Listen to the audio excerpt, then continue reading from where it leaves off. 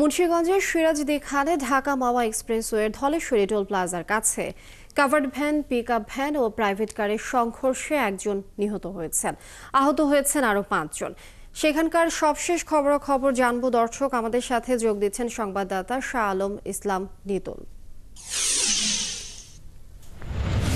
নিতুল, আহতদের কি অবস্থায় আসলে রয়েছে সে বিষয়টি জানবো আপনার কাছ থেকে। আর পরিস্থিতি নিয়ে পুলিশ কি বলছেন, নিহতদের পরিচয় কি পাওয়া গেছে কিনা?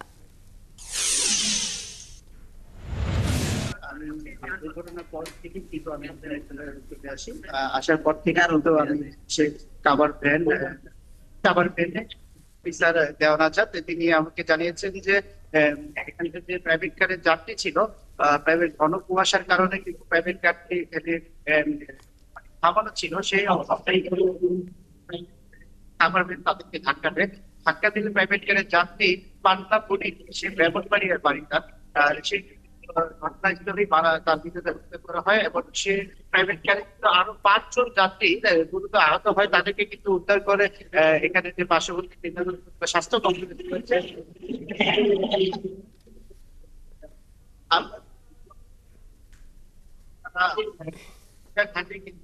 রাতে খাবার ইলিশ খাওয়ার জন্য এখানে আসছিল। আসার পরে কিন্তু হঠাৎ করে যখন ঘন কুয়াশা আহ, যখন ঘন কুয়াশার কারণে তাদের যাতায়াতের সমস্যা হয়, তখনই কিন্তু এই যে বৃষ্টি রয়েছে তার ঢালে কিন্তু তারা অবস্থান করতে থাকে। তখনই কিন্তু বীজ থেকে আসা একটি প্রাইভেট কার তাদেরকে ধাক্কা দিলে এই বড় দুর্ঘটনাটি ঘটে।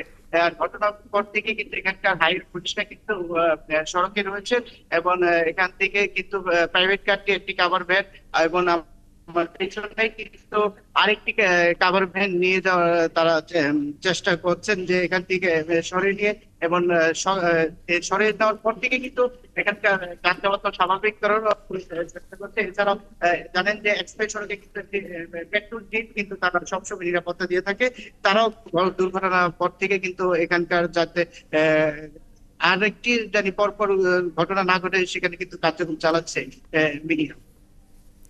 শাহ আলম ইসলাম নিতুল, আপনাকে ধন্যবাদ। আপনি খবরাখবর রাখতে থাকুন, আমরা পরবর্তীতে আবারও এই বিষয়ে জানবো আপনার কাছ থেকে। দর্শক, মুন্সিগঞ্জ থেকে সহকর্মী শাহ আলম ইসলাম নিতুল যুক্ত ছিলেন আমাদের সঙ্গে।